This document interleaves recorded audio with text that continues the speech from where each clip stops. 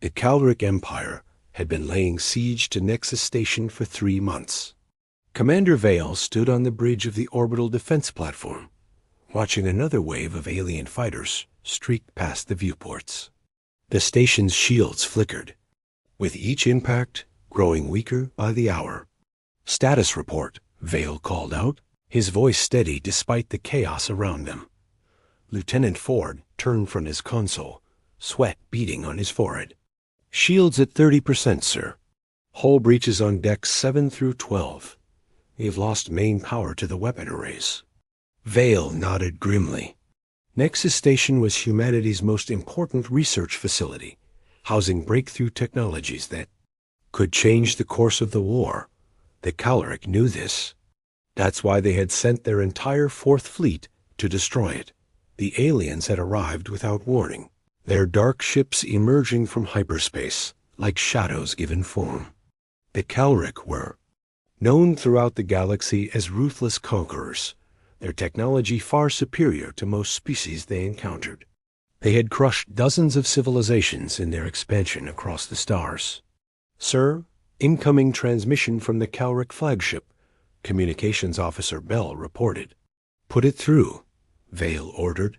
The main screen flickered, revealing the face of Admiral Corax, the Calric fleet commander. His reptilian features were marked with ritual scars, and his yellow eyes burned with cold fury. "Human commander," Corax hissed, his translator giving his words a mechanical edge. "Your resistance is pointless. Surrender now, and we will grant you a quick death. Continue to fight, and we will make your final moments ... educational." Vale stepped forward, his jaw set. "This is Commander Vale of Nexus Station. We don't surrender.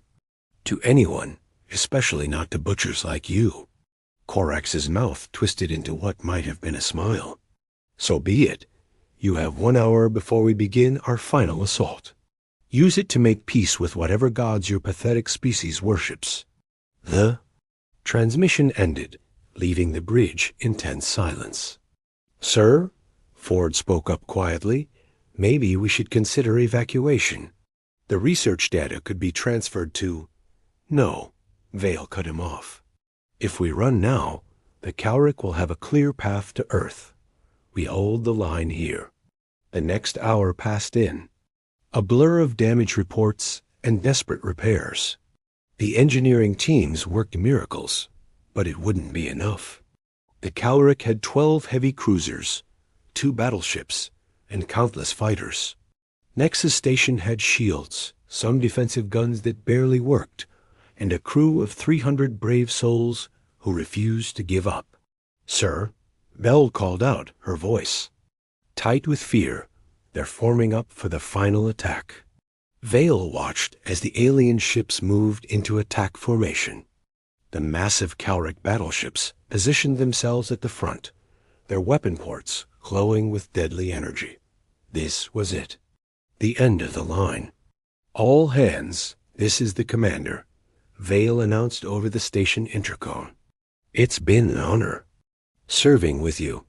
Whatever happens next, remember that we stood our ground. We didn't back down. We showed them what humans are made of."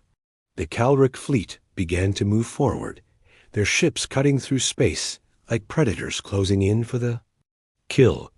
Vale gripped the railing of his command platform and waited for the end. Then something impossible happened. "Sir," Bell shouted, her voice cracking with excitement. "New contact. Something's dropping out of hyperspace." On the tactical display, a single new signature appeared. It was massive, easily twice the size of the largest Calric battleship. But more importantly, it was broadcasting a human identification code. "That's impossible," Ford whispered. "Command said all fleet assets were engaged elsewhere. There shouldn't be any human ships in this sector." Vale stared at the display in disbelief. The unknown vessel was unlike anything in the human fleet registry. Its design was sleek and angular, with weapon arrays that defied conventional engineering. Energy readings were off the charts. "Get me a visual," Vale ordered. The main screen switched to an external view, and gasps echoed across the bridge. The ship was beautiful and terrifying at once. Its hull was midnight black with silver highlights, and it moved with a grace that seemed almost alive. Along its sides, weapon ports began to glow with an ominous blue light. "Sir," Bell said, her voice barely above a whisper, "they're hailing us." On screen, a new face appeared, human, but unlike any human Vale had ever seen. The man's eyes held depths that spoke of things beyond normal understanding. When he spoke, his voice carried authority that made admirals seem like children. "This is Captain Ross of the UHS Prometheus. We're here to help." The Calric fleet, which had been advancing steadily toward Nexus Station, suddenly seemed very small indeed. Admiral Corax felt something he hadn't experienced in decades of conquest: uncertainty. The unknown human vessel that had just arrived dwarfed his flagship, and the energy readings his sensors were detecting made no sense according to known physics. What is that thing? His tactical officer, Sub-Commander Vex, asked from his station. Corax studied the massive ship on his display. It hung in space like a sleeping giant, its dark hull absorbing light rather than reflecting it. The design was unlike anything in the Calric database of human vessels. Their intelligence reports had been thorough. Humanity was a young species, with decent courage but limited technology. This ship changed everything. "All ships maintain formation," Corax ordered. "Weapons at ready." On Nexus Station, Commander Vale felt a mixture of hope and confusion. The mysterious ship claimed to be human, but how was that possible? Earth Command would have told them if such a vessel existed. "Captain Ross," Vale transmitted, "we weren't expecting any reinforcements. What's your status?" The response came immediately, the captain's calm voice cutting through the tension. "Commander Vale, we've been monitoring the situation. The Calric Empire has made a mistake coming here." "Sir," Ford whispered urgently, "I'm reading weapon systems on that ship that ... Well, they shouldn't exist. The power output alone would require technology we won't have for another century." Vale frowned. There were rumors, whispered stories about black projects and experimental ships, but nothing that could explain what they were seeing. Meanwhile, aboard the UHS Prometheus, Captain Ross stood on a bridge that defied conventional design. Holographic displays floated in the air around him, showing tactical information in 3 dimensions. His crew moved with practiced efficiency, their faces marked by the same otherworldly calm as their captain. "Status report," Ross requested. "Lieutenant." Mason, his tactical officer, looked up from a console that seemed to be made of solid light. "Calric fleet is holding position. 12 cruisers, 2 battleships, approximately 400 fighters. They're waiting to see what we do." "And what are we going to do?" asked Commander Park, Ross's executive officer. Ross smiled, but there was no warmth in it.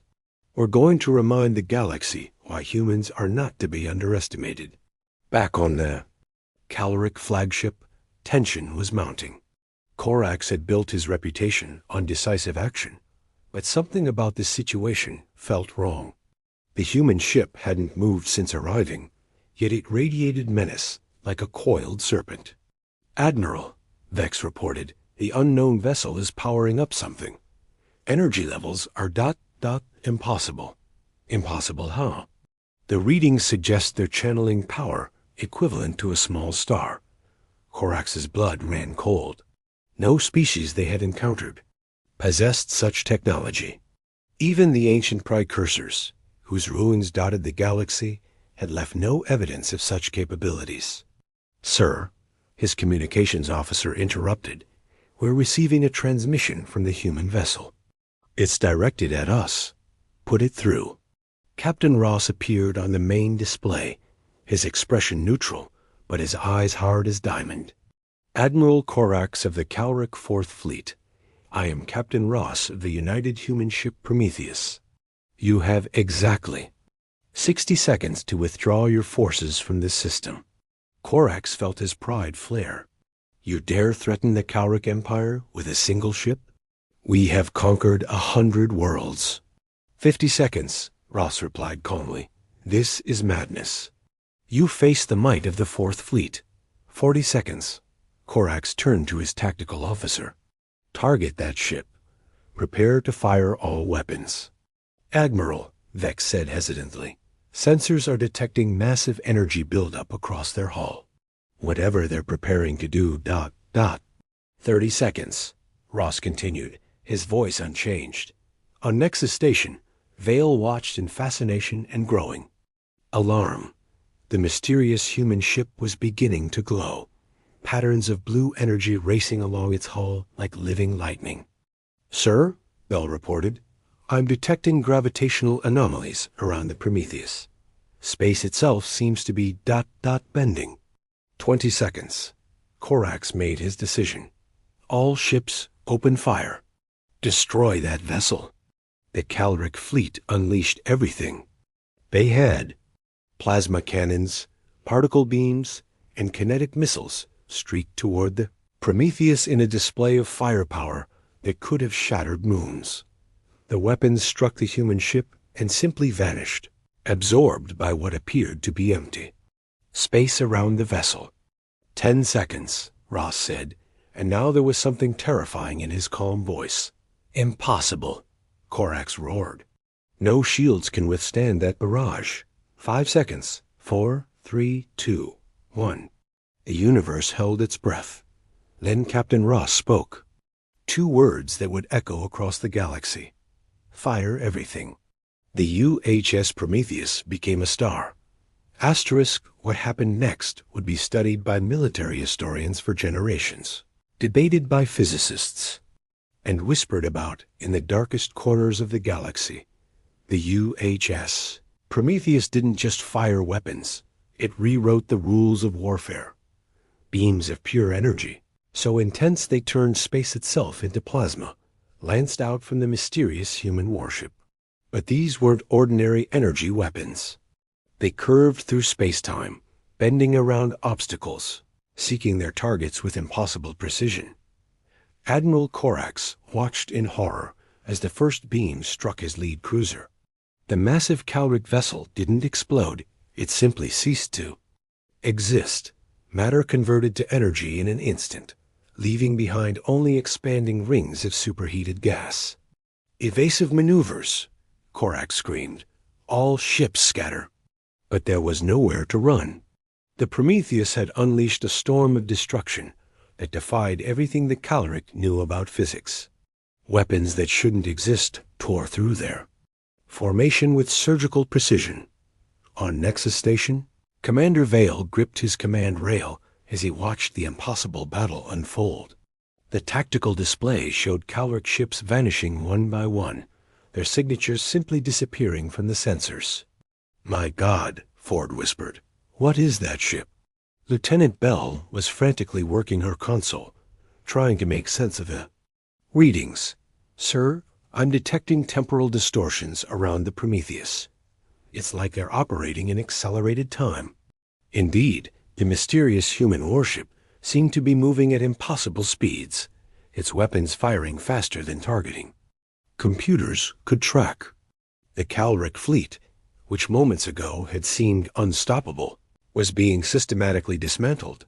Aboard the Prometheus, Captain Ross stood calmly amid the chaos of battle. His bridge showed no signs of strain or stress. The crew worked it there, stations with fluid efficiency, as if this level of destruction was routine. Target priority? Lieutenant Mason asked, his fingers dancing over controls that existed in multiple dimensions. All of them, Ross replied simply. Leave none. The battle, if it could be called, that was more like a demonstration.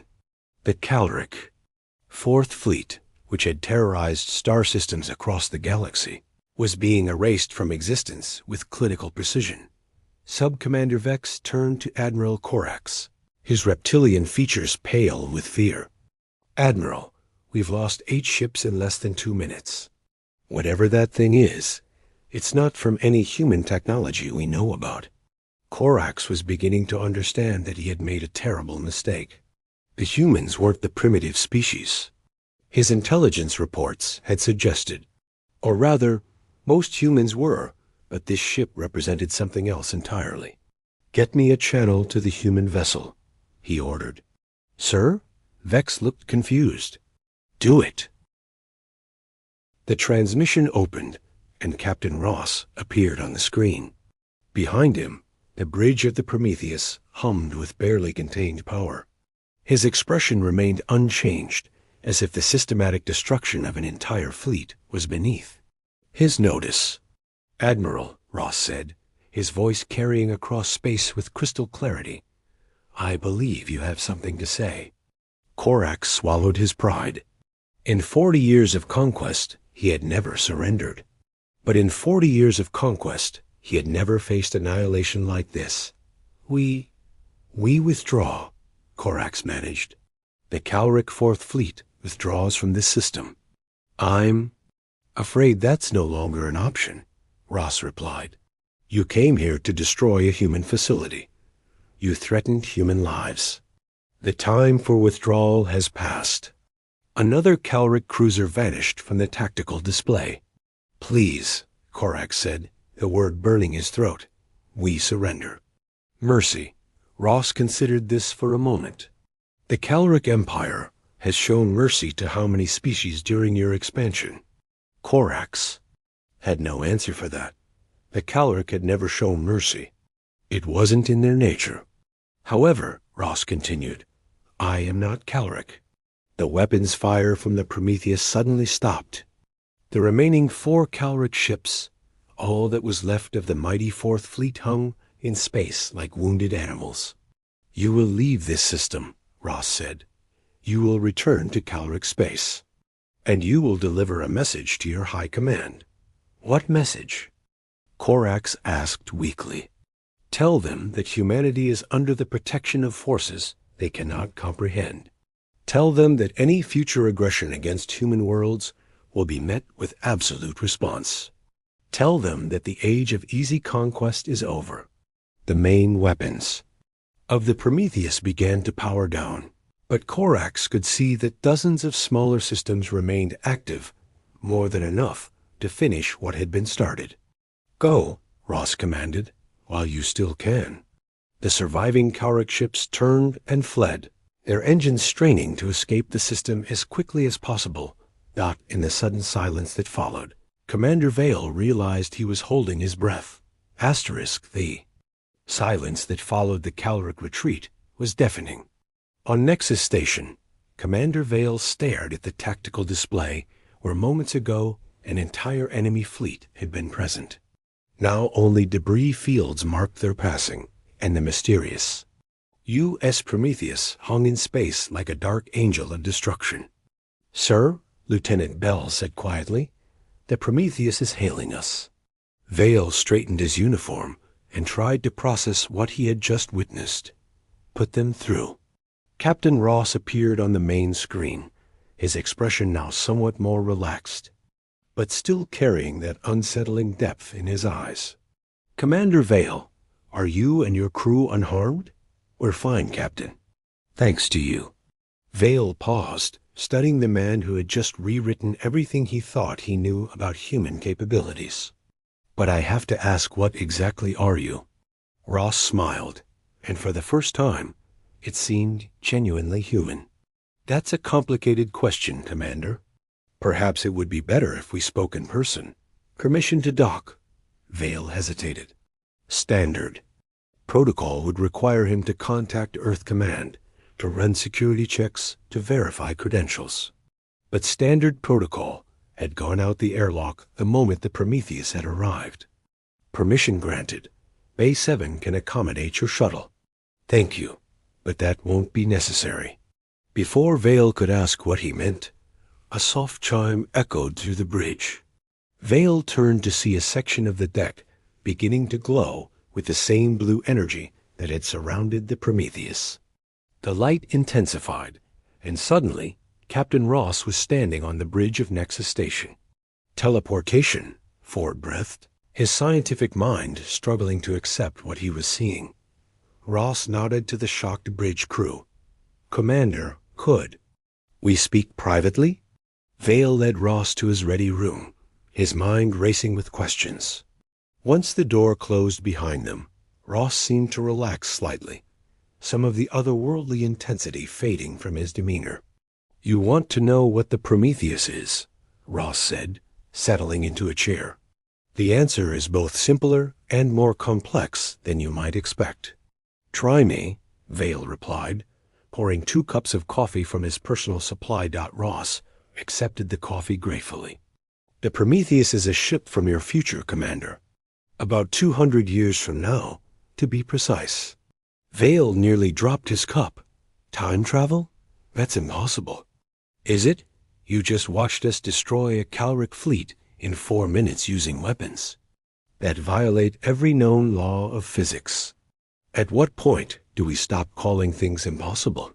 Vale set down his coffee with shaking hands. But why? Why come back? Ross's expression grew serious. Because the timeline we came from was dying, Commander. In our original history, humanity lost the war with the Calric Empire. Earth fell. The colonies were enslaved or destroyed. Billions died. The weight of those words settled over Vale like a shroud. And you're here to change that? We're here to ensure it never happens. The defeat at Nexus Station was the beginning of the end in our timeline.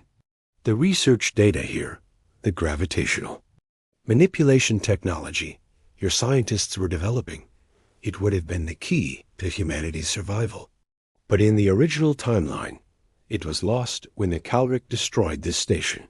Vale leaned back in his chair, trying to process the implications. So by saving us ... double quotes, we save the future. Yes, Ross sipped his coffee, a surprisingly mundane gesture given the circumstances. But it's not just about the technology, Commander. It's about sending a message. The Calric Empire expands because species fear them. They've built their power on intimidation and overwhelming force. And now, they'll fear us instead? Now they'll respect us. There's a difference. Ross stood and walked to the viewport, staring out at the debris field that had once been a fleet. Fear breeds desperation, and desperate enemies do unpredictable things. But respect creates stability. Vale joined him at the viewport. How many of you are there? Time travelers, I mean. Not many. Time travel is ... expensive and dangerous. The Prometheus and her crew volunteered for a one-way mission. We can't return to our timeline. It no longer exists. Because you changed it. Because we saved it. Ross turned to face Vale. The timeline we came from was a dead end, Commander. Humanity extinct. Our colonies burned. Our dreams turned to ash. By preventing that future, we've erased ourselves from existence. But we've given our species a chance to become something greater. Vale felt the enormity of their sacrifice settling over him. What happens now? Now we disappear into history. The Prometheus will find a quiet corner of space to await developments. Your scientists will continue their research, armed with the knowledge that it matters. And the galaxy will learn that humanity is not to be underestimated. Ross moved toward the door, then paused. Oh, and Commander? You might want to upgrade your defensive systems. The Calric won't be back, but there are other threats out there. The technology will be ready when you need it. Before Vale could respond, Ross began to glow with that familiar blue energy and faded away.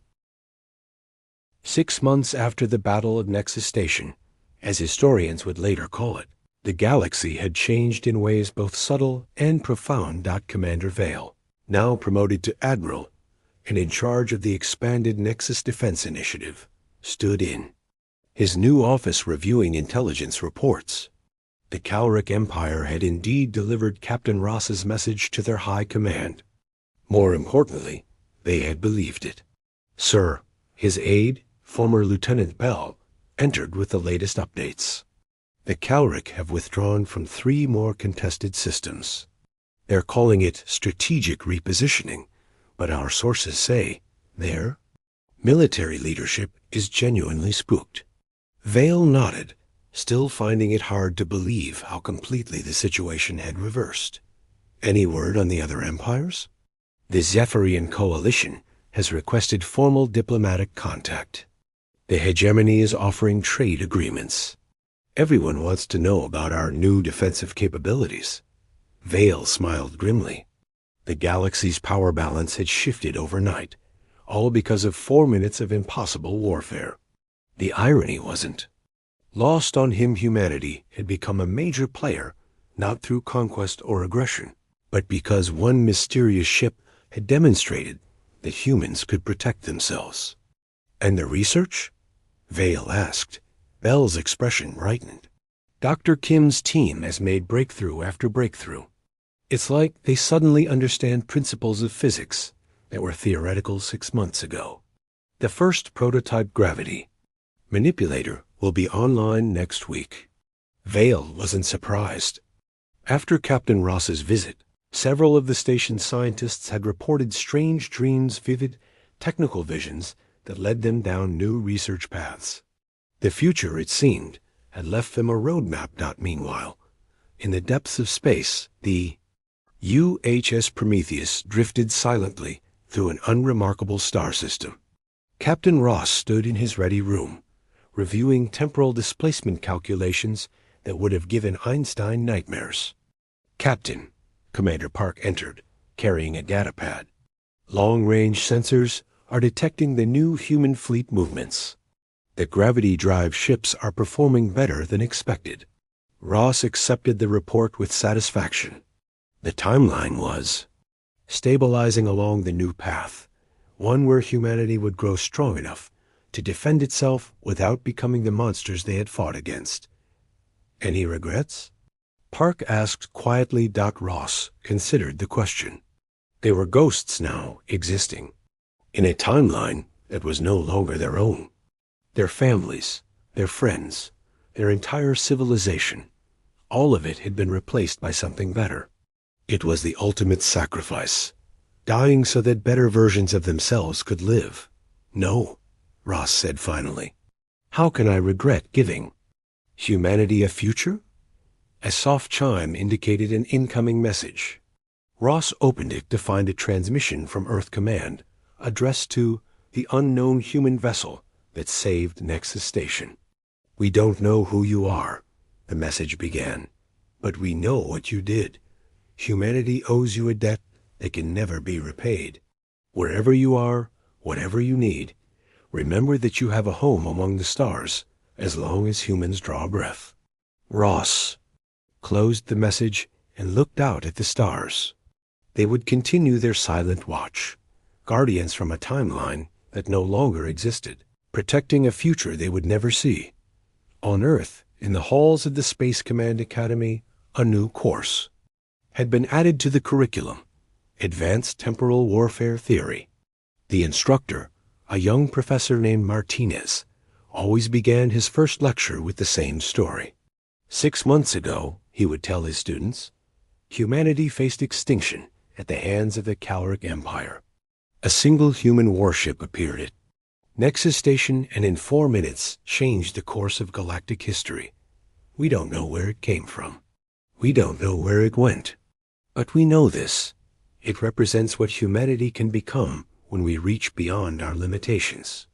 The students would listen, wide-eyed, as Martinez continued. That ship didn't save us through superior firepower alone. It saved us by showing the galaxy that humans don't abandon their own, that we stand together, that when pushed to the brink, we don't break, we transcend. And in the classified files deep within Earth Command, Admiral Chun, recently promoted to head the Temporal Anomalies Division, maintained a single document labeled Project Prometheus. Thank you. The file contained just one entry, a set of coordinates. In deep space, and a simple message transmitted once a year. The future you gave us is beautiful. Rest well, Guardians. The transmission was never answered, but sometimes long-range sensors would detect a brief energy signature at those coordinates. A ship that existed between moments, carrying the memories of a dead timeline and the hopes of the living. The galaxy had learned a valuable lesson. Humanity was not to be underestimated. And somewhere in the darkness between stars, the UHS Prometheus continued its eternal watch, ensuring that lesson would never be forgotten.